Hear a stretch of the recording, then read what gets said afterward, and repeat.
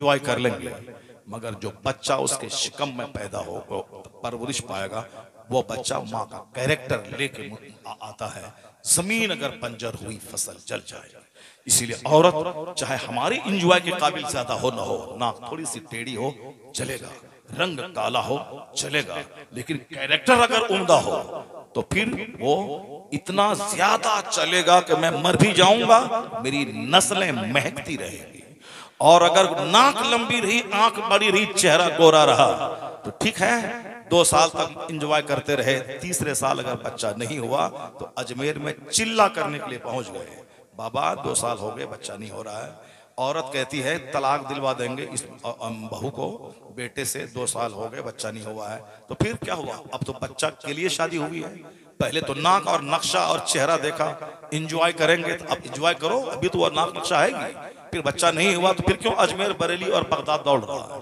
इसका मतलब यह निकला कि सिर्फ नाक और मुंह नहीं, बच्चा चाहिए, ताकि बच्चा मेरी दौलत की निशानी, मेरे खानदान की निशानी, मैं मर भी जाऊं तो मेरी यादगार।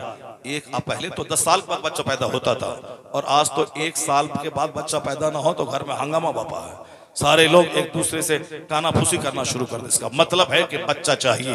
तो बच्चा चाहिए तो जमीन चली हुई तुमने अगर चुन लिया, जो यूज्ड हो बदन, यूज्ड हो हाथ, यूज्ड हो चेहरा, उस यूज्ड बदन में से जो बच्चा परवरिश पाएगा कैसा होगा समझ सकते हो। इसलिए अनटच्ड, अछूत 50 करोड़ रुपए का गोल्ड औरतों को हसीन नहीं बना पाता है जितना उसका अनटच्ड बदन उसको हसीन बनाता है। न आंख बहकी हो, न जबान बहकी हो, न हाथ को गैर मर्द ने टच किया हो। इंजॉय करो और अपनी आने वाली नस्लों को तबाह करके चली जाओ। इंजॉय करो, अपने बाल बच्चों को नाकारा और महापापी छोड़ के दुनिया से चली जाओ। ऐसा थोड़ी होता है कि हम कुछ भी करें, कुदरत के सिस्टम के खिलाफ काम करें और रिजल्ट ऐसा बरामद हो जाए। ऐसा नहीं होता है। हम खाएं सोएं और डीएम बन जाएं, नहीं होता है। डीएम बनने के लिए 18 घंटे डेली पढ़ना पड़ता है। डीएम बनने के लिए आदमी किताब का कीड़ा बनना पड़ता है, स्टडी करनी पड़ती है, हाई क्लास के कोचिंग सेंटर लेना पड़ता है और फिर मेहनत करनी पड़ती है, तब बंदा बनता है। ऐसा नहीं कि घर में रहें, अजमेर चले जाएं, बाबा डीएम बना दीजिए हमको, बाबा 2-4 तमाचा मार के अजमेर से भगा देंगे। वहां जो जाएगा IAA BA MA खूब हाई क्लास के नंबर से करके जाएगा, 18 घंटे पढ़ेगा, बोलेगा बाबा मेहनत करना मेरा काम था, अब एक निगाह करम आप डाल दीजिए, मेरा काम बन जाए। मेहनत मेरी, गरीब नवाज की दुआ और आसमान से रहमत उतरेगी, बंदा सबसे पहले कामयाब हो जाएगा। रहमत और मेहनत, तदबीर, माँ जैसी औलाद वैसी। कानून कुदरत है कि माँ हो आमिना जैसी, अब बाप हो अब्दुल्ला जैसा, बेटा होता है मुहम्मदुर रसूलुल्लाह जैसा। नाराए कुदरत का कानून है। नाराए रिसालत, मसलके आला हजरत उलमाए अहले सुन्नत सैयद रिहान मियां साहब क़िबला, सैयद रिहान मियां साहब क़िबला उर्से क़ादरी, नाराए तकबीर, नाराए रिसालत। यानी कुदरत का कानून है, इसके खिलाफ कुछ नहीं होता है। जब माँ हो फातिमा जैसी और बाप हो अली जैसा, माँ ऐसी लाजवाब के रात दिन भर सब फराइज का एहतमाम और एक सजदे में रात गुजर जाए, और बाप ऐसा हो कि रात भर सजदा दिन भर जिहाद, 4-4 दिन का फाका हो, और जो कर्ज ला के आता हो गरीब मिस्किन यतीम में खैरात कर दे। जब बाप अली जैसा, माँ फातिमा जैसी, तो बेटा हसन और हुसैन पैदा होता है। बेशक कुदरत का कानून है। जब बाप हो सैयद अबू सालेह जैसा और माँ हो ऐसी सर से लेके पांव तक नेकी का खूगर, सर से लेके पांव तक नेकियों का मुजस्समा, जिसकी जबान आंख हाथ पांव सब नेकियों से सजे हुए हो, और बाप दिन भर जहाद और रात भर इबादत, जिसको बाप ने लूली लंगड़ी अपाहिज गोंगी तक कहा हो, जो सर से लेके पांव तक नेकी से सजा हुआ। खिलाफे तकवा कोई काम हो, उस दाग को धोने के लिए इस तरह उन्होंने 10 साल की नौकरी और लूली लंगड़ी से निकाह करने पर आमादगी का मुजाहरा किया हो।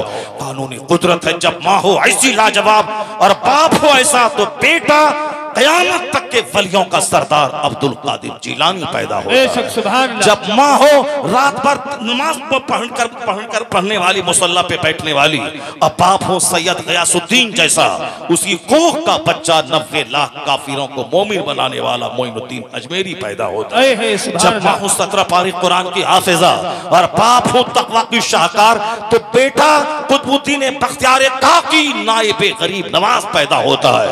कानूनी कुदरत है जब माँ हो सैयदा सुलेखा जैसी 80 साल की उम्र में भी अजनबी मर्दों ने उसका चेहरा न देखा हो, और जिसका बाप सैयद अहमद अली बुखारवी जैसा, तो उसका बेटा बादशाह से लेकर चपरासी तक तहज्जुद की नमाज पढ़वाने वाला महबूब इलाही निजामुद्दीन देहलवी पैदा होता है।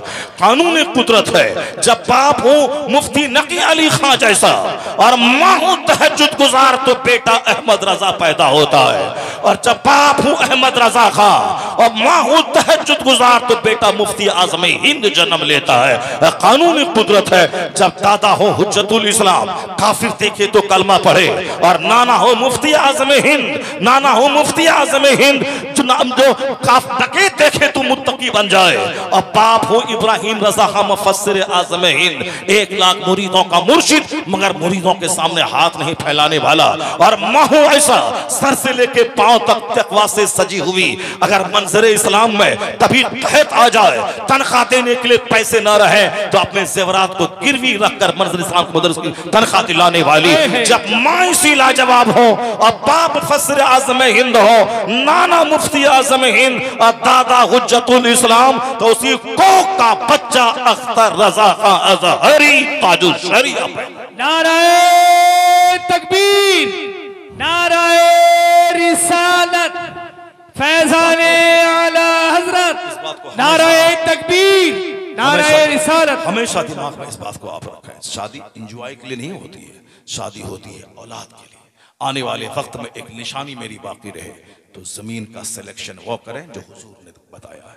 और शादी ब्याह में डीजे काफिरों का तरीका है, ये साहब ये बिंजू काफिरों का तरीका है, सर से लेके पांव तक काफिरों के तरीके में डूबे हो, और हकीकत कड़वी लगती है तुमको, ये तो गनीमत शुमार करके तुझे हक बताने वाला कोई मौजूद है, तुम्हारे सीने में से घमंड निकालने वाला मौजूद है, वरना तेरी हाँ में हाँ मिला के तुझको जहन्नम पहुंचाने वाला तो हर कदम कदम पे मौजूद है। शादी में हराम शामिल हो तो उसके से जो बच्चे पैदा होंगे उसका क्या हाल होगा।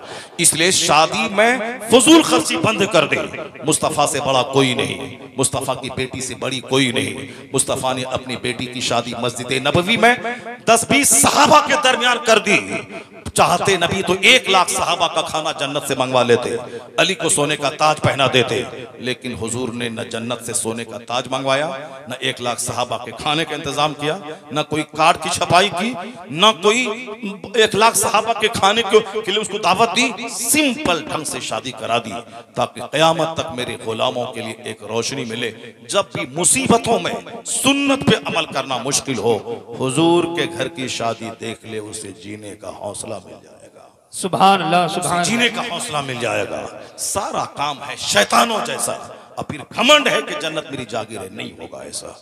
जमीन जैसी होगी वैसी फसल पैदा होगी, जैसा दरख्त होगा वैसा फल पैदा होगा। इसलिए आपके आलिम आपके दुश्मन नहीं है जो जुमा के दिन आपको हराम और हलाल की बातें बताकर वो आप पर बोझ डालते हैं। नहीं, एहसान है खुतबे जुमा का कि हर जुमा के दिन खुतबा कंपलसरी है। हर मुसलमान को जो नमाज जुमा पढ़ना लाजिम है, तो हर जुमा के दिन बगैर खुतबा के नमाज नहीं होगी। वो खुतबे जुमा में यही बताया जाता है, ये हलाल है, ये हराम है, ये राइट है, ये रॉन्ग है, ये गुड है, ये बैड है, ये परमिटेड है, ये फॉरबिडन है, ये हराम है, ये हलाल है। इसीलिए बताया जाता है, वरना दूसरी कौमें में ओपन सूदखोर, ओपन ज़िनाकार, ओपन या शराबी मौजूद है। कौम मुस्लिम में और शराबखोर हैं मगर चोरी छुपे, ज़िनाकार हैं मगर चोरी छुपे, ओपन है। क्यों? उसका टोकने वाला कोई नहीं है। और हमारे यहाँ हर जुमा के दिन टोकने वाला हमारे आलिम मौजूद है। जिस घर में गार्जियन टोकने वाला हो उसका बेटा गुनाह करने से शर्माता है। एहसान खुतबे जुमा का, एहसान खुतबे ईदैन का, एहसान सीरत के जलसों का एहसान हमारे मशाइख का जो अमर बिल मारूफ करते हैं, एहसान हमारे आलिमों का जो हमें टोका टोकी करके सीधा रखना चाहते हैं। जिसके यहाँ कोई टोकने वाला नहीं है उसके यहाँ गुनाह शबाब पे है, चरम सीमा पे है। जो कुछ भी आपके आलिम आपको कहते हैं वो आपकी तहकीर के लिए नहीं कहते हैं। जो दवा थोड़ी सी कड़वी होती है वो थोड़ी ज्यादा असर करती है। इसलिए अगर कुछ ऐसे जुमले जो आपको लगे कि आपके मुनासिब आपके लिहाज से सही नहीं है, वो जुमले तल्ख और कड़वे अगर हों तो उसको अच्छी कड़वी दवा समझ करके कबूल कर लीजिए। नसीहतों में कुछ तलखियां होती हैं। नसीहतों में जब आप अच्छा काम करते हैं तो आपके आलिमों को खुशी हासिल होती है, आपका उनका सीना बाग बाग होता है। लेकिन आपकी बदअमली से जब आप जहन्नम की ओर जा रहे होते हैं तो चूंकि आपका दीनी रहनुमा ये है, इनको तकलीफ होती है।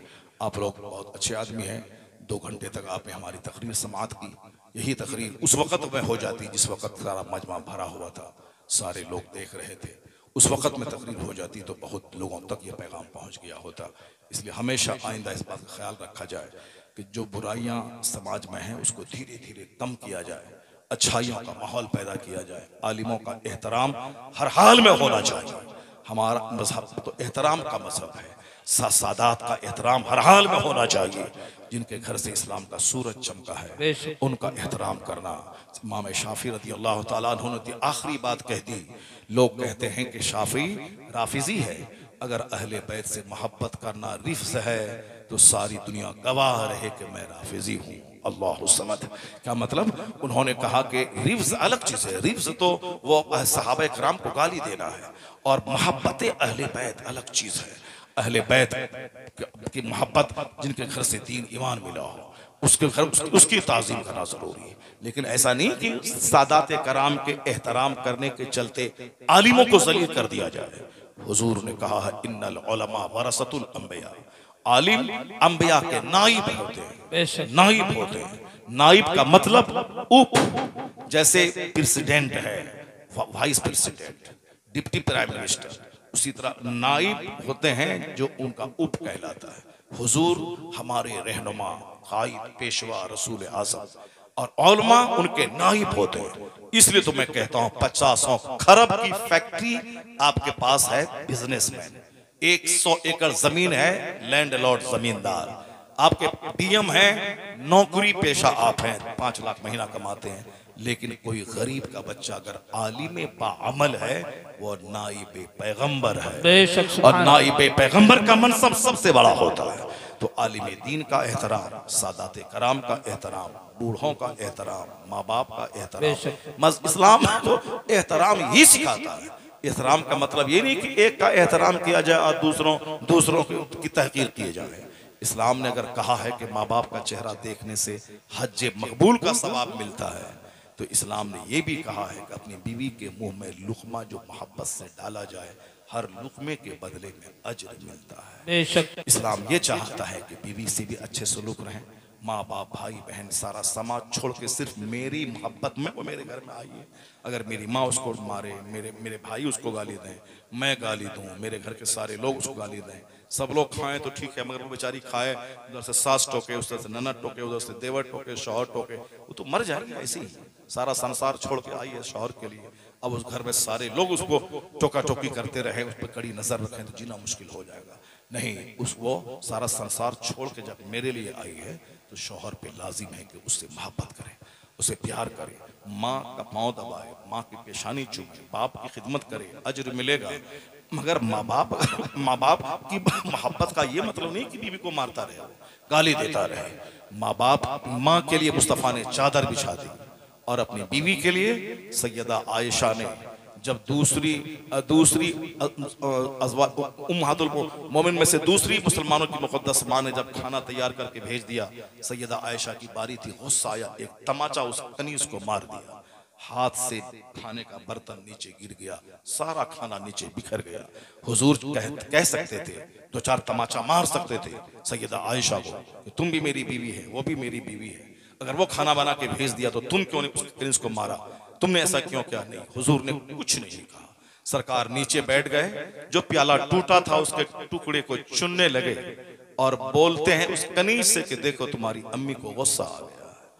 हुजूर की इस खामोशी, इस सब्र ने जनाब आयशा को अंदर से झंझोड़ दिया।